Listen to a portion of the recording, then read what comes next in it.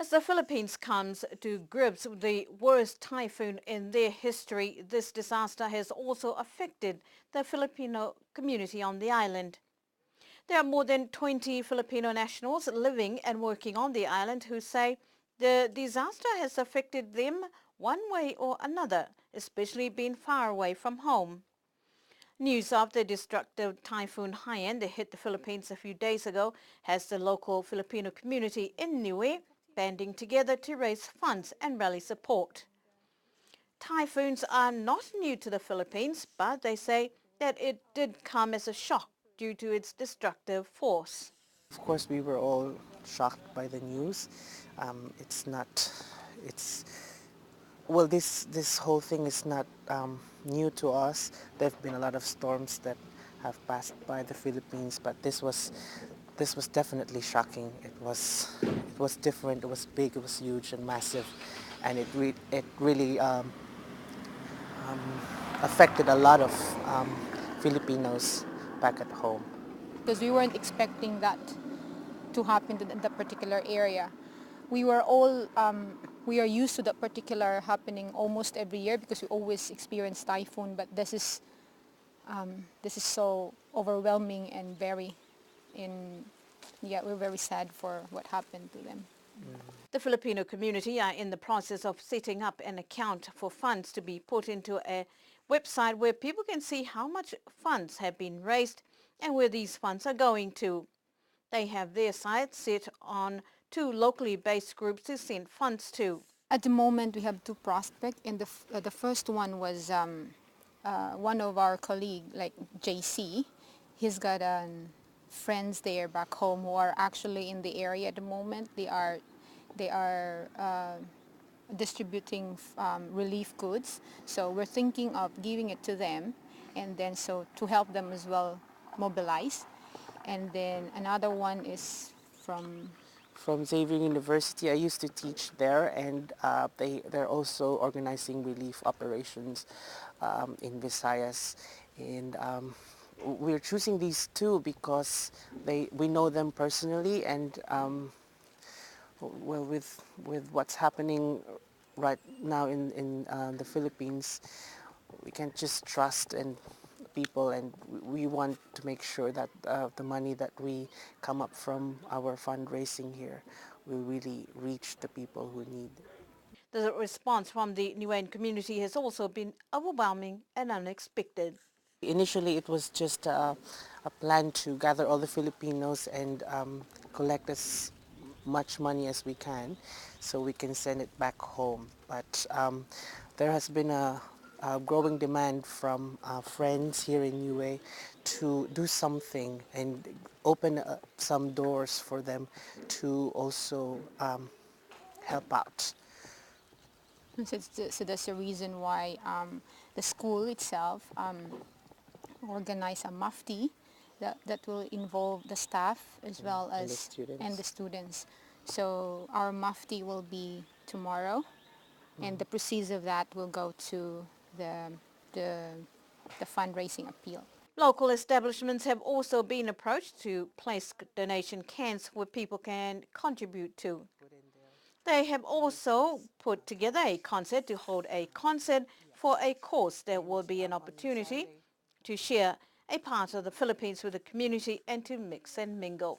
A concert for a cause entitled Tulong Philippines, and this will showcase some of our cultural dances and songs in the Philippines from the northern islands, the middle and the southern islands. So it will be a cultural experience as well of what the Philippines is. And the proceeds again that we will collect from this concert we will all send that back home to the affected areas. Trying to deal with the devastation in the Philippines is not an easy thing, especially being so far away from home. But the local Filipino community say that the moral support has helped them find renewed strength. I'm really depressed at the moment, and I was even, I don't know if I can go through with telling the story without me breaking down, but we are trying to we are trying to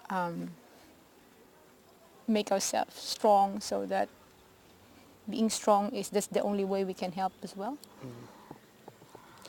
It's not, this is not an easy thing that we are experiencing right now, but with the support and care that is being shown by the community here, we are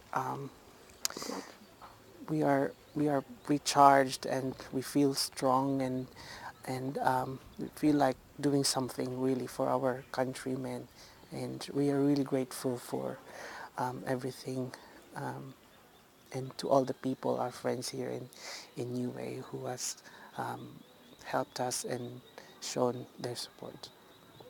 In addition to the Radio Sunshine, also has a radiothon appeal towards relief aid for the Philippines that will be held on Monday morning. Health officials on the island have refuted claims in a New Zealand Herald article this week that an elderly man staying at the aged care facility was padlocked into his room. The story, taken from the Wairarapa Times, focused on a project initiated by a New Zealand teenager, Matt Wilson, to design and construct a daycare area facility for the elderly in Niue. Matt was quoted in the story saying that there was an elderly patient with dementia who gets padlocked into his room with a bed in front of his door because he wanders off. Health representatives are adamant that the elderly man was not padlocked in the room. Director of Health Manila Norsa says that the department disagrees with the story and that the content is misleading, that it has painted a negative opinion of how we care for our elderly on the island. In addition, Mr. Norsa says the photograph and caption used for this story was also incorrect, as it claims the elderly folks' home is run down. Health officials are in discussions with the project coordinators, Gary and Matt Wilson, who have stated they are upset with this negative reporting and will be contacting the paper to either correct or retract their story. Despite these negative media reports, Director Manila Norsa says that the project will go ahead as they focus on the benefits of the project. Raffles have already started selling on the island in support of this initiative to build a daycare centre for the elderly. The aim is to begin construction in April next year. Air New Zealand flight service to the island tomorrow is expected to delay. The announcement from Air New Zealand General Sales Agents Pelini's Travel advised the weekly service will now arrive onto the island at 4:30 p.m. in the afternoon and depart Niue at 5:30 p.m. It is expected the flight will arrive into Auckland at 10 minutes after 9 p.m. on Saturday.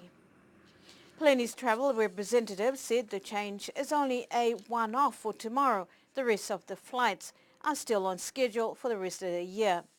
Even though late changes are expected to tomorrow's flight service, good news is in store for an early release of the Tuesday flight service for next year.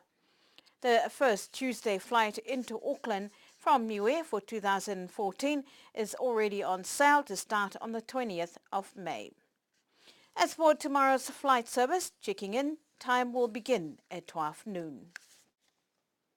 The next Pacific Island Leaders Forum meeting is now confirmed to take place in the Northern Pacific after leaders deliberate on options for Samoa to host the 45th Forum next year. The idea of Samoa hosting the forum, along with the Small Island Developing States Conference, was discussed. However, the decision at the leaders' retreat in Inako Marshall Islands is to keep the meeting in the North Pacific with Palau. Solomon Islands and Federated States of Micronesia were among potential hosts for next year's forum, but FSM pulled out because of lack of accommodation, while the Solomon Islands pulled out for unknown reasons. To end our news bulletin for tonight, a mystery involving a bed is leaving customs officers and owners of a newly arrived bed and police perplexed as to the whereabouts of the property. The bed was reported to have arrived a few boat trips ago to the island, but mysteriously disappeared. The owner of the queen-size bed, who posted a reward for the missing bed, said the bed arrived and was released to customs at the cargo shed, but disappeared the same afternoon. Assumptions was that the bed was taken for fumigation with a furniture load also from the boat, but the investigations did not find the bed. Chief of Police Tony Edwards said the matter has been brought to their attention and police are investigating the incident. Outrage by the public over the incident was clearly visible on a social media page after learning of the disappearance of the bed. And that's our news bulletin for tonight. Good evening.